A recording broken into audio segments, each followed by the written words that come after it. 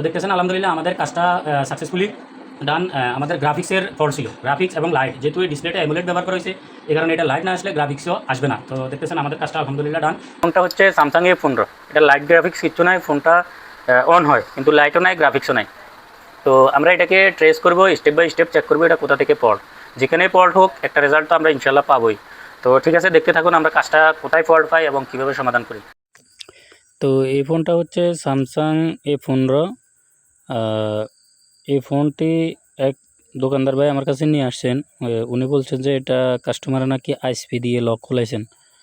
তো আইএসপি দিয়ে লক খোলানোর পরে সেটটাকে ফিটিং করি, ডিসপ্লে লাগায় সেট ফিটিং করে কাস্টমারের হাতে দেওয়ার পরে এটার লাইট গ্রাফিক্স দোনোটাই চলে যায়। তো উনি অনেক কিছুই চেষ্টা করছেন এবং গ্রাফিক্স আইসি টাইসি লাগাই দেখছেন কিন্তু হয় নাই। তো আমার কাছে নিয়ে আসে, আমি যখন এটাকে অ্যাবনর্মাল টেস্ট করলাম, তো টেস্টিং করার পরে এখানে রিসেট লাইনে আমি শর্টিং পাইছি। তো রিসেট লাইনে জিআর কম থাকার কারণে আমি রিসেট লাইনটা চেক করলাম, দেখলাম এটা সরাসরি পাওয়ার আইসির ভিতরে গিয়েছে। তো সিপিইউর লাইনটি এই যে রিসেট অ্যান্ড যে লাইনটি লেখা আছে টাচ রিসেট, তো এই লাইনটি আমার শর্টিং দেখাচ্ছে, এই যে এই লাইনটি শর্ট। তো এটা সিপিইউতে যায়। তো আমি সর্বশেষ এটাকে সিপিইউ উঠানোর আগে ভালো করে ভেরিফাই করলাম, ভালো করে দেখলাম যে আসলে কি লাইনটা শর্ট কিনা। তো ভালো করে ভেরিফাই করার পরে আমি অনেকবার ভেরিফাই করলাম। তো অনেকবার লাইনগুলা চেকিং করার পরে আমি ডাটা যে 10টা লাইন ছিল সেগুলো চেক করলাম। তো সবগুলোর মধ্যে রিডিং ঠিকই ছিল, শুধু রিসেট লাইন যেটা ওটাতে একটু ফল্ট মনে হয়েছিল। তো আমি সর্বশেষ পদক্ষেপ নিলাম যে সিপিইউটাও আমাকে উঠাতে হবে, যেহেতু ফোন রানিং ছিল এখনও রানিং, তবে লাইট গ্রাফিক্স আসে না, ভাইব্রেট করে এবং ফোন রান হওয়ার পরে কলেও আসে। তো আমি এটাকে সিপিইউ উঠানোর চিন্তাভাবনা করি। তো আমি ভালো করে প্রোটেকশন করে সিপিইউটা উঠাই। তো উঠানোর পরে আমি ভালো করে ক্লিন করে, যে এটা হোয়াইট ফেস গ্লু ছিল, তো গ্লু কাটিং করার পরে আমি সিপিইউটাকে 340 টেম্পারেচার এবং AR40 দিয়ে সিপিইউটা খুব সুন্দর করে রিমুভ করি এবং এটাকে আয়রন দিয়ে আমি ডিসোল্ডার ওয়্যারের সাহায্যে এটাকে ভালো করে ক্লিন করলাম সিপিইউ এবং যে মাদারবোর্ডে যে গ্লুগুলো ছিল সেগুলোই।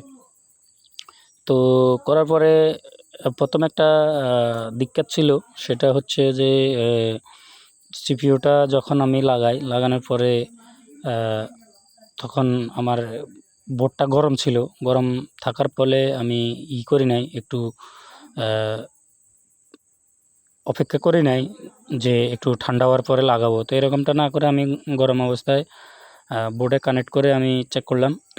চেক করার পরে আমার ওই যে বিষয়টা হচ্ছে লাইটও আসে নাই, গ্রাফিক্সও আসে নাই এবং ফোনে বুটিংও হচ্ছিল না।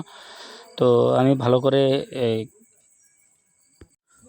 করে কুল করার পরে আমি ক্লিন করে যখন থিনার দিয়ে পরিষ্কার করে লাগানোর পরে আমার ফোনটি কমপ্লিটলি চালু হয়ে গেছিলো এবং ডিসপ্লে, লাইট, গ্রাফিক্স সব কিছুই আসছে। তো আমি আপনাদেরকে দেখাইতেছি স্টেপ বাই স্টেপ কীভাবে কাজটা করা হয়েছে।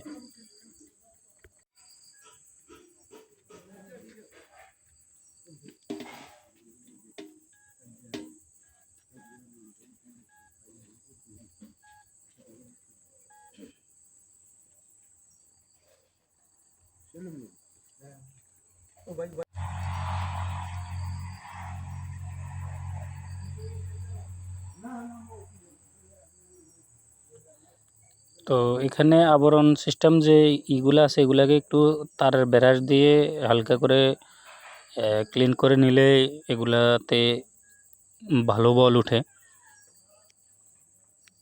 সবাই এরকমটাই করবেন আলতো করে।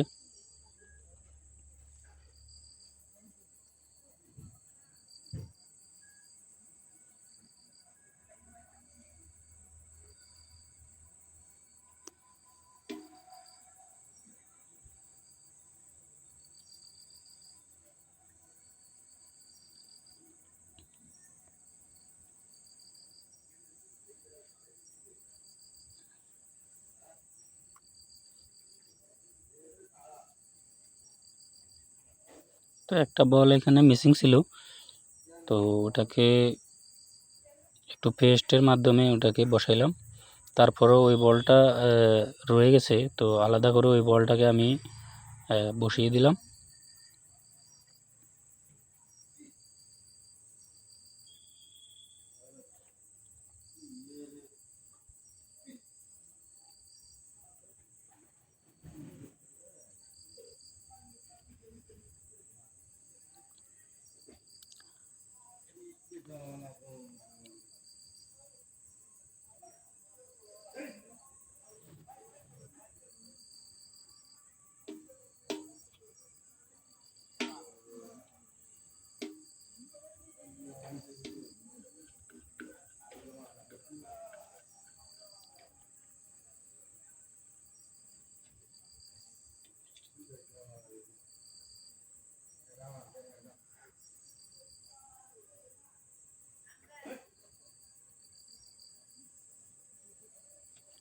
সিপিইউটি লাগানো কমপ্লিট। তো আমি দেখাইতেছি আপনাদেরকে যে আমার ফোনটির যে রিসেট লাইন ছিল সেটা এখন নর্মাল আছে 398।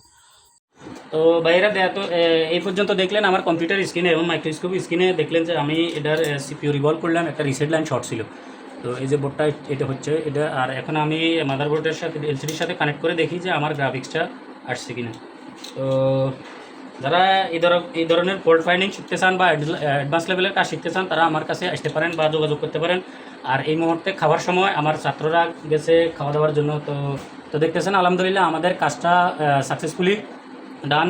আমাদের গ্রাফিক্সের ফল্ট ছিল, গ্রাফিক্স এবং লাইট, যেহেতু এই ডিসপ্লেটা অ্যামোলেড ব্যবহার করা হয়েছে এই কারণে এটা লাইট না আসলে গ্রাফিক্সও আসবে না। তো দেখতেছেন আমাদের কাজটা আলহামদুলিল্লাহ ডান। রিসেট লাইন শর্টিং ছিল যার কারণে আমাদের গ্রাফিক্সও আসতো না, লাইটও আসতো না। তো যারা আসতে চান ইনশাল্লাহ আমার সাথে যোগাযোগ করতে পারেন। আসসালামু আলাইকুম।